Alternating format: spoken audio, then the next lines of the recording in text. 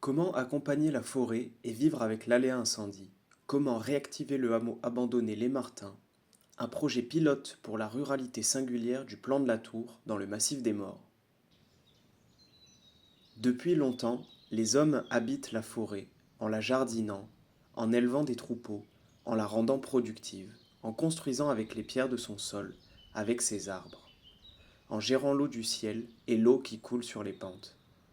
Aujourd'hui, que pouvons-nous apprendre et imaginer à partir de ces modes d'habiter pour faire face aux impacts des changements climatiques sur les milieux? Que pouvons-nous apprendre de ces communautés agroforestières particulièrement développées à Plan de la Tour? Nous imaginons un hameau expérimental pour penser les modes d'habiter en synergie avec les milieux et la biodiversité pour réinterroger la ruralité. En effet, le patrimoine forestier français est important. La forêt recouvre aujourd'hui 31% du territoire. Les taux sont plus importants dans le sud, particulièrement dans la région sud et le massif des Morts. Ces forêts sont en péril. En effet, l'évolution climatique et le manque de conscience en font des territoires soumis à une trop grande fréquence de feux. Ces territoires à risque peuvent être soutenus par le biais des PNR. La France en compte 59 aujourd'hui. Ils accompagnent les territoires selon une charte spécifique qui essaye de concilier à la fois les espaces naturels et les activités humaines. La construction d'un nouveau PNR sur le massif des Morts, de l'Esterel et du Tanneron est en cours. Si la région PACA en compte 9 aujourd'hui, ces massifs n'en font pas partie. Ces territoires ruraux représentent pourtant une biodiversité riche. La région PACA abrite notamment 2 tiers des espèces végétales de France, mais aussi 1 tiers des espèces d'insectes et d'oiseaux. Aux portes de la Méditerranée, l'urbanisation forte et grandissante du littoral dégrade peu à peu ces territoires. Quel avenir pour la ruralité? Je me suis appuyé sur les compétences de philosophes, de paysagistes, d'architectes, afin de développer une nouvelle manière d'envisager l'avenir du territoire. Je vois la ruralité comme le siège d'une solidarité vivante dont la place de l'homme est un équilibre fragile à trouver à chaque instant. Pour cette ruralité singulière, le projet se baserait sur 3 piliers. D'une part, la paysannerie, avec ses savoirs aménagés, ses savoirs vernaculaires de construction et son sens de la solidarité. Puis d'autre part, la biodiversité, avec ses milieux, ses espèces animales et végétales. Et enfin, l'architecture, mise en matière de nos manières de voir le monde. Ensemble, ils représentent l'essence des relations systémiques possibles. À l'échelle de Plan de la Tour, la biodiversité et la paysannerie sont représentées dans le paysage par une diversité d'aménagements et de milieux.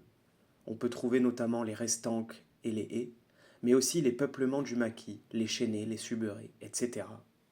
Le déclin paysan entraîne un abandon progressif des architectures vernaculaires. Cela représente aujourd'hui 2736 mètres carrés. Parmi ce patrimoine, 2 hameaux entiers sont en ruine, dont le site des Martins. Il est situé à mi-hauteur sur le flanc du vallon. Il est au cœur d'une forêt mature, au sein d'un plus grand maquis. Le hameau est situé en tête de l'impluvium du ruisseau du Marivala. Une route DFCI facilite l'accès au hameau. On peut emprunter la piste des Claudins pour rejoindre les ruines et pour descendre dans le vallon. La situation naturelle des Martins comporte des risques. Aujourd'hui, l'importante couverture forestière se traduit par un aléa incendie considérable. 80% de la commune est en aléa très fort selon le PPRIF. Les pompiers se concentrent aujourd'hui à limiter la propagation des feux dans le massif, mais ne se déplacent pas pour les particuliers. Les législations évoluent. En 2023, Jean Bassy, sénateur du Var, proposait une loi en 5 points visant à mieux prendre en compte ces risques. Elle servirait à accompagner la gestion des incendies avec par exemple la sylviculture en forêt, les pratiques agricoles et la sensibilisation. Il y a donc besoin d'un projet levier qui synthétise ces enjeux locaux et ces stratégies nationales par l'expérimentation et la sensibilisation. Bien qu'en ruine, le hameau Les Martins est aujourd'hui inhabitable en raison du risque. Habiter dans les territoires ruraux signifie aujourd'hui comprendre les comportements du feu pour penser les aménagements et les modes d'habiter. Ils sont classés selon 3 échelles. Il y a le feu de litière, le feu de surface et le feu total. La continuité de combustible entre les strates est à l'origine de l'ampleur des feux actuels. Ils se déplacent selon 2 vitesses. Le feu ascendant se propage très rapidement. En effet, le panneau radiant étroit devant le feu réchauffe l'air et fait évaporer l'eau. Les flux de convection rabattent les flammes le long de la pente, là où est la végétation. Au contraire, Les feux descendants se propagent par la litière de manière plus lente. Le panneau radiant devant le feu est plus large, réduisant ainsi le réchauffement du combustible forestier. Les flux de convection participent aussi à son ralentissement. Les flammes sont repoussées le long de la pente, là où le feu est déjà passé. Aujourd'hui, le PPRIF met en place une gestion du débroussaillement allant de 50 à 100 mètres autour des habitations. Le projet propose d'étendre cette limite à 200 mètres, une mise à distance plus importante qui permet de mettre en place un gradient de débroussaillement, allant progressivement d'une mise à distance des sujets vers une forêt naturelle. Le hameau serait donc un laboratoire d'expérimentation forestière. 3 stratégies sont expérimentées. Premièrement, une correction torrentielle topographique redirige une partie de l'eau de l'impluvium le long du chemin existant, permettant d'humidifier la forêt. Deuxièmement, une forêt jardinée, un verger naturel en restanque dans l'aval du hameau, qui ralentit les feux ascendants. Troisièmement, un débroussaillement en amont du hameau, limitant les feux descendants. Les gradients précédemment expliqués sont réinvestis à l'échelle du vallon, 50 mètres, puis 100 mètres, puis 200 mètres, etc. Le besoin d'un lieu qui synthétise l'ensemble des enjeux s'incarne dans la réactivation des ruines. J'ai réalisé un relevé complet du site, le hameau s'organise de la manière suivante.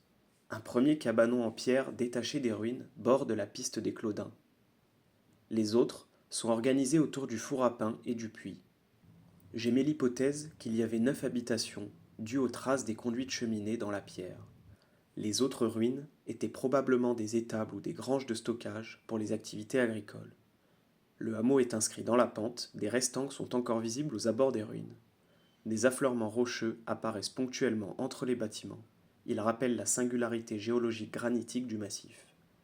Le projet est pour demain d'avoir un lieu pilote réunissant les acteurs du territoire.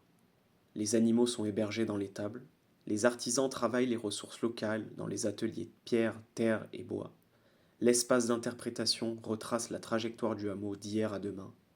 Le site accueille aussi 3 gîtes permettant l'immersion de chercheurs, de formateurs et de visiteurs. Ils pourront découvrir la forêt et le hameau, étudier les papillons dans l'observatoire. Les acteurs parcourent le site, travaillent dans la forêt, mais se réunissent toujours dans la salle commune et dans le théâtre de plein air pour partager et incarner les richesses de relations d'une nouvelle vie communautaire. Pour soutenir cette volonté symbiotique, 4 familles d'aménagement extérieur sont pensées sur le hameau. Les escaliers en pierre sèche relient tous les étages et distribuent les différents corps de bâtiments. Les terrasses en calade de granit s'installent dans le prolongement des espaces du programme, marquant le seuil entre intérieur et extérieur.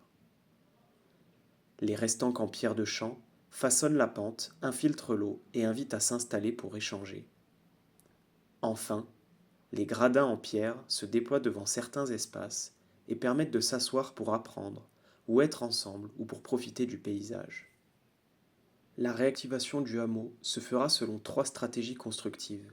Elles permettent d'explorer la mise en œuvre de ressources locales, de comprendre l'existant et d'innover.